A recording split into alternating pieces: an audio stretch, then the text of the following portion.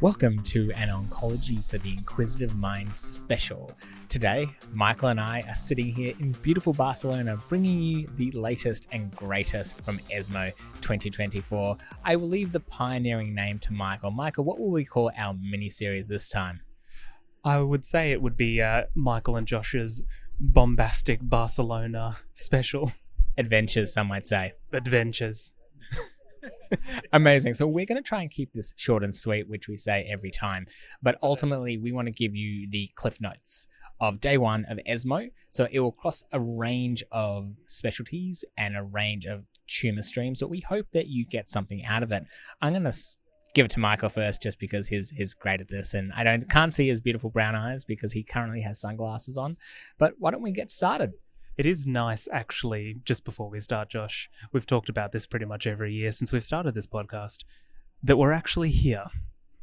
We're here and we made it. How about that?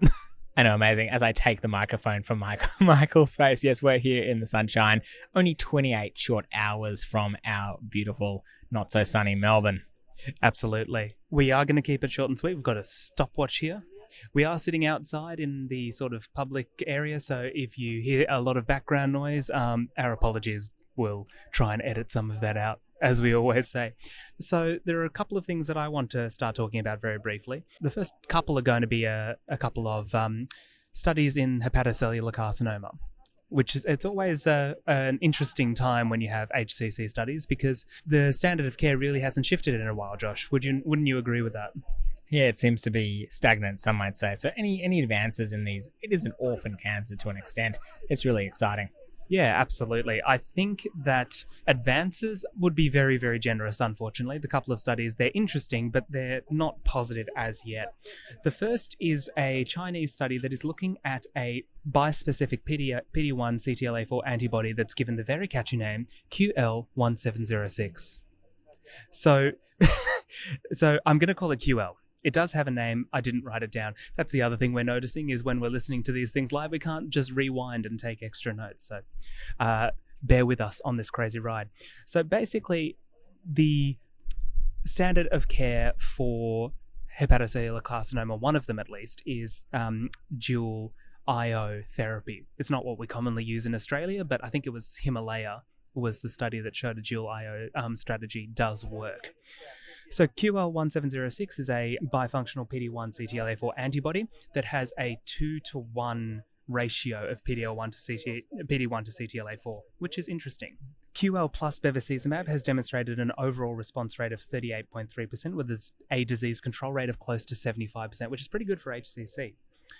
Now, this design had 4 arms. I'm not going to go through all of them, but the most interesting one was actually a triplet arm with QL, Bev, and interestingly, chemotherapy with Xelox, which is not something that we really ever use, Josh, and I don't think it's really ever been used for HCC.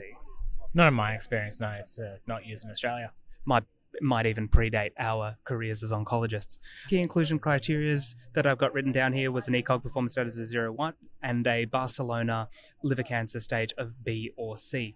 So very quickly, the results, they recruited 120 patients, only 30 per arm, because as you remember, there were 4 arms. At cutoff, 60% in the combo arm were still on treatment, and the arms with the QL, that's the bispecific antibody, had an overall response rate around 35% compared to 20% in the control, which was sintilimab plus bevacizumab. So one notable thing about this study is they are using an immunotherapy as a control arm rather than what we're used to, which is sorafenib, which is something that we've railed about quite a bit in the past. The 6-month progression-free survival in the combination arm was as high as 79%. And interestingly, there was comparable toxicity despite adding more drugs. So there was an impressive duration of response and disease control rate. And it's interesting the chemotherapy was used at all in HCC. It was good that a IO combination was used as a control, which is something that we're really interested in. And they're going to progress to a phase 3 study. This was a small phase 2 study. And so they actually chose the QL plus Bev plus chemo as the investigator arm for an upcoming phase 3 study, which we will look forward to with great interest. We really will, and I love how a group of people have now sat down next to us to enjoy the sunny weather with us. I might talk about our next study briefly, Michael, and this is in renal cell carcinoma. So this was tivozanib plus nivolumab versus tivozanib monotherapy in those with metastatic RCC following immunotherapy. This was the results from the phase 3 Thai-Nivo-2 study. So we know background immunotherapy is the backbone for metastatic renal cell carcinoma. There are questions about optimal sequence after progression. What do you do? What are your options? And there are questions including, can you have a break? Can you re-challenge? Are there outcomes in difference between the PD-1 versus PD-L1 inhibitors? These are sort of unknown. There's also evidence to support the use of VEGF in TKI inhibitors like tivozanib, thus the question. And so the trial design was tivozanib plus nivolumab versus tivozanib alone in those who had progressed, who had had at least 6 weeks of immunotherapy treatment. It was randomized 1-to-1. Inclusion criteria had to have 1 to 2 prior lines of therapy and measurable disease. I'm going to jump straight to the primary analysis and results, Michael. The hazard ratio was 1.10. This is for the progression-free survival. And as you can see, its median progression-free survival for combo was 5.7 months versus 7.4 months for tivozanib. So that's a little bit disappointing. And when immunotherapy was the most recent therapy, because again, we're looking at sequencing here, they found progression-free survival favored single-agent tivozanib, but was not statistically significant again. And when immunotherapy was not the most recent therapy, it was pretty much identical between the arms. And you're like, Josh, why do I care about this? It's a negative study. It does prove something really interesting. This is the second phase 3 study in RCC that suggests that immunotherapy re-challenge should be discouraged regardless of treatment sequence. And I think that's really the main question here. It's like, can you re-challenge these people? And it looks like you cannot. But also good to know that we need other therapies that might be modified immunotherapy agents that look at different targets for the later line therapies. I completely agree. And it's nice to see studies that are dedicated to an immunotherapy re-challenge, because that's really not something that's been looked at specifically as a specific question. And it's going to be something that we think about as a therapeutic option more and more. Yeah, really, really great. Michael, it's always nice to see you as well. What's your next study? The next study, we're heading back to HCC. We are jumping back and forth. So this is IMbrave050. It's an update on a previously presented study that looked at adjuvant atezo-bev versus surveillance following curative treatment of locally advanced HCC. So we all know IMbrave 150, which set the scene for systemic therapy in the metastatic or unresectable HCC space. But this is looking at the same agents, atezo-bev, in the locally advanced curative, quote-unquote, stage. So recurrence rates remain high as a background following curative treatment of HCC, and the majority of relapses are within 2 years. The primary endpoint for IMbrave050 has already been met with a recurrence-free survival hazard ratio of 0.72 of the atezo-bev combination compared to surveillance. Secondary endpoints were overall survival and safety. And a major point to note is that crossover in this study was allowed at the time of progression. So think about that when we go through the results, which we will jump to right now. So unfortunately, and this is another interesting part of this study, so we talk about the recurrence-free survival being met in the initial analysis. That benefit was not maintained. So you look at the curves and they separated quite early, quite nicely at the time of the initial analysis. There's an ambulance going past right now. And then they sort of come together with subsequent time, with extended time for analysis. So it's interesting that the RFS benefit it's not something that I've really thought of, something that's dynamic, something that can change over time. So the hazard ratio at the time of this analysis was 0.9. And the confidence interval did cross 1. There was no significant difference based on different risk categories, and there was no benefit among the different subgroups. Overall survival, interestingly, remains immature. The interim hazard ratio at the time of this analysis was 1.28. However, 80% of patients were alive at 2 years, and I suspect that's coming back to the crossover. The fact that patients who progress ended up getting IMbrave 150, which is the same regimen anyway, and ended up extending their survival that way. The median duration of follow-up here was 35 months, so quite a robust degree of follow-up. And coming back to that crossover point, 46% of patients in the surveillance group received subsequent atezo-bev at the time of progression. So you're not really looking at two groups that have had separate treatments, because a significant proportion of the surveillance group have received atezo-bev. So in conclusion, atezo-bev in the locally advanced space potentially does delay progression, and that's something that has merit in and of itself, but it does not appear to improve overall survival, although we have to say the data remains immature at this point. So again, another sort of negative study for HCC. Negative studies were sort of the theme for day one for us, weren't they, Josh? They were all really promising, and I think it's good to have negative studies, but as someone who is the eternal optimist in life, I like positive studies as well. Yeah, they're also not quite as exciting as all of the positive studies, but fear not, for the positive studies will come in subsequent episodes. So keep listening and make sure you subscribe. We had to fit that in even when we're halfway across the world. We haven't done that recently, so thank you for bringing that up. You are the light spark of our dynamic duo, Michael. Speaking of light spark, I have another study I'd like to talk about. Also, kudos to us for racing through this. LightSpark 005, that's the study I will discuss today.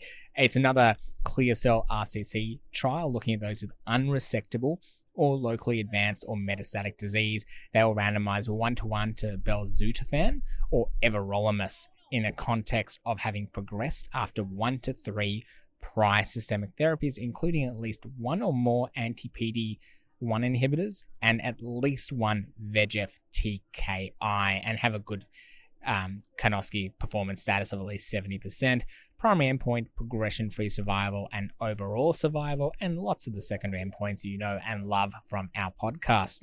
There were 746 patients randomized. Of note, after finishing recruitment and ongoing follow-up, over 14% have ongoing treatment in the Belzutifan and the median follow-up at the point of time of recording is 35.8 months and a minimum follow-up of 2 years.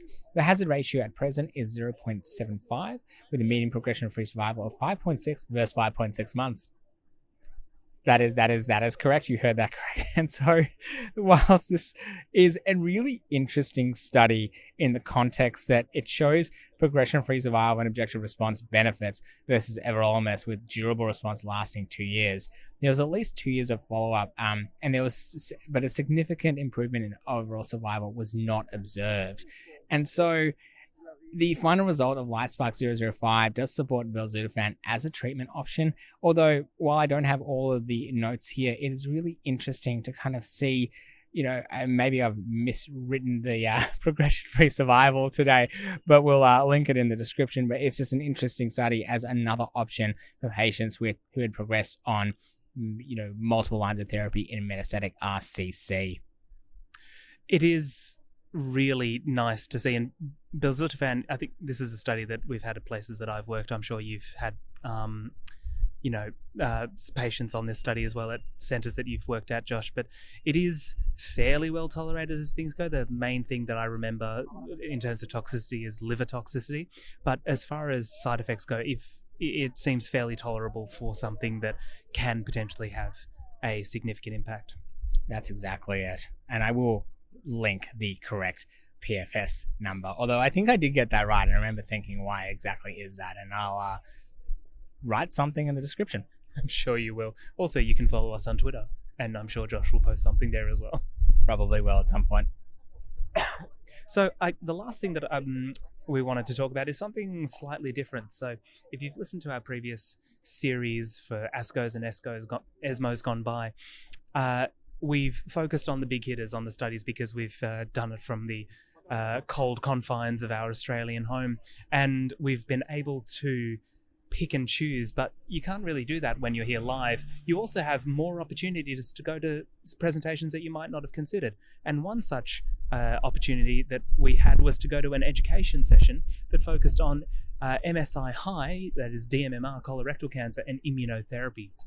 This isn't a new study, but it is a really nice summary of the existing evidence. And I thought I'd just speak to some takeaways, Josh, that I've written down from this presentation because it was very interesting. So basically, we know the background that MSI high represents a deficiency in DNA repair and makes colorectal cancers, and really any cancer, more amenable to immunotherapy because they're more easily damaged and more easily recognized by the immune system. So there are a number of studies. We know Keynote 177, which is the study of Pembro in the first-line setting, compared to chemotherapy, and that has demonstrated significant improvement with an overall survival benefit hazard ratio of 0.73. Interestingly, although there were small numbers, and there are some questions about this, but the hazard ratio in terms of PFS for patients who are KRAS or NRAS mutant was 1.19. Now, there were some questions about whether those patients were even MSI high at all, because we know that in MSS, single agent pembrolizumab does not work. There's no clear biological hypothesis for why this subgroup of patients did worse, so there's some questions about the study. Checkmate 142 is the other first-line study, which used Ipi-Nivo, obviously CTLA-4 and PD-1, which was numerically better in PFS and OS, but there was significant toxicity concerns regarding that. And so the study that I would like to slightly focus on is Checkmate 8HW. They've run out of numbers, Josh, and they're going to a combination of numbers and letters, which is Ipi-Nivo versus the standard of care treatment versus Ipi-Nivo versus Nivolumab alone. Now, we don't have the combination for the we don't have the results yet for the comparison of the two immunotherapy studies. That will be something interesting. But the PFS, which was the primary endpoint of the combination of immunotherapy compared to the standard of care, was 0.21, which was obviously fantastic. So in terms of other tidbits that came from this really interesting presentation, they talked about different biomarkers. We're always looking for different biomarkers on how to escalate or de-escalate treatment, as the case may be. And it turns out the best biomarker for predicting response to immunotherapy is MSI, is the MMR gene. So the main takeaway is to test the patients, but also to make sure that they are genuinely MSI high. And speaking with your pathological colleagues, that's colleagues who practice pathology, not colleagues who have a pathology, to make sure that the MSI status is confirmed. They've also looked at other targets such as LAG3, and there are studies looking at this, but it's uncertain and probably unlikely that these will be better than immunotherapy that we already have. There's also the question of what to do with patients who have multiple genetic aberrations. So a third of patients that are MSI high also have a BRAF mutation. And so there's the CMARC study that we're waiting for, which is Pembro plus encorafenib plus cetuximab. That will be something that is very interesting. So it is really nice to attend these refresher lectures, because you get to see a different perspective for people who are obviously major experts in their field. So a few tidbits there about MSI high colorectal cancer. And it comes down to that basic principle of test your patient, because you never know. Absolutely. Even if you don't think that they're going to have any sort of aberration or actionable mutation, you will be surprised. That's it. And it's quite funny. We're sitting here recording, and there are all these people walking by wondering why there's this guy with headphones and a portable microphone talking to another guy under a tree. There you go. I have one last study, Michael, to present. I think we do have a bit of time. And this is a little bit of an update on the Icarus Breast 01. Couldn't forget a little bit of breast cancer here. So this was looking at patritumab deruxtecan, or HER3-DXd, in patients that are hormone receptor positive, HER2 negative advanced breast cancer. So the background is there's been lots of improvement in this cohort of patients with CDK4/6 inhibitors and other targets, but things are limited after disease progression. That's with everything. First line's are always easy in oncology, and subsequent lines are always really much more difficult. There is a high expression of HER3, and this is associated with a poor prognosis and plays a key role in the resistance of the PIK3CA, AKT, mTOR pathway. And that's the HER2 targeted therapies and endocrine therapy. So essentially all of these pathways are going to be more difficult to control if you've got high expression of HER3. So HER3-DXd is an antibody-drug conjugate composed of anti-HER3 monoclonal antibodies with a topoisomerase 1 inhibitor on a cleavable linker. That's the payload. That's where the gold standard is. The prior studies showed promising activity, and this is all really, really exciting. And looking at the study design, it was actually, I think, a single arm, but essentially we were looking at objective response rate. This was a phase 2 study here.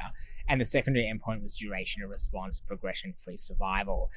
Characteristics were pretty well equal between the two, and HER2 membrane expression was found to be greater than 75% in 50% of patients. I will double check that and probably edit this out because I think I made a mistake.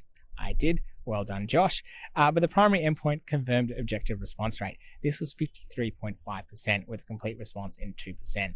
Duration of response, median was about 8.7 months and median progression-free survival was 9.4 months. Discontinuation occurred at about 11% due to toxicity. And the HER3 expression and outcome, there was no difference between expression of these diseases and outcome. So what did we learn in the HER3 role in breast cancer? So HER3 expression in immunohistochemistry confirmed absence of significant difference in HER3 membrane expression between responders and non-responders. There's also gene expression modulation as well, and TP53 mutations was seen in responders as well. So just some really interesting things. And the conclusion, it's another potential treatment options with an objective response rate of 53%. And this is a candidate for larger trials, Michael, in those that have failed CDK4/6 inhibitors. And if it is as widely expressed as they say, it would be a great second-line treatment option.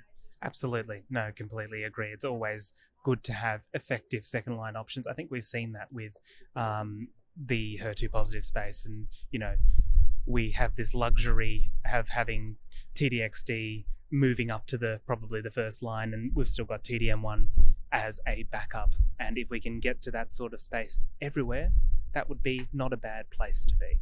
Make our jobs much easier. Absolutely. So you might have noticed, if you've listened to previous major conference, that we're doing it a bit differently. One, we're obviously here in Barcelona, and we're jumping around a bit. So these are our first impressions. These are our take-home messages. So we're going to be doing one episode per day. We're going to give you our best thoughts, our best initial thoughts, but keep on listening because after ESMO, we will be discussing a lot of this in more detail with some of our favourite experts. Can't wait to see you, but stay tuned for tomorrow and we will talk then. Bye. Bye.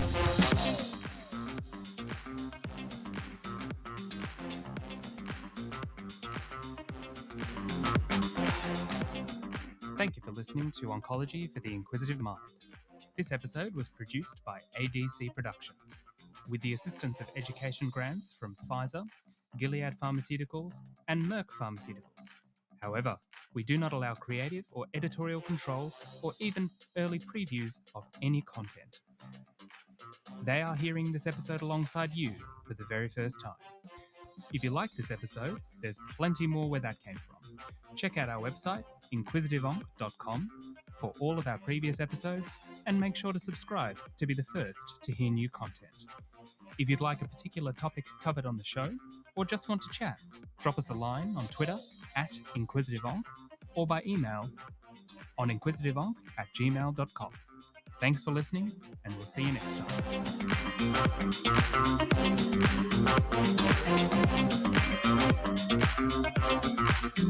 time.